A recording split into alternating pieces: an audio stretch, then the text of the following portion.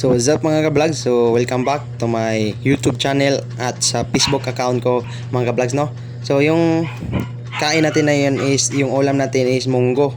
So munggos pala sa Bisaya. Munggos with longganisa.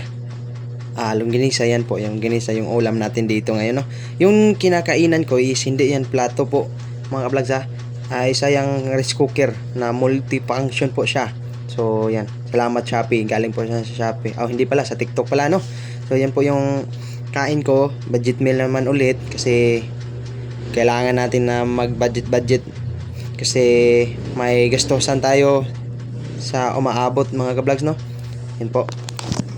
No, pakita ko sa inyo yung ulam, munggos at saka longganisa. Yan, kain natin yung mga ka-vlogs. Yan, ang sarap yung kain ko dito mga ka-vlogs kasi minix ko yung munggos at saka yung longganisa. So mga to mga ka-vlogs, no? So dito muna tayo sa video natin. Bye bye.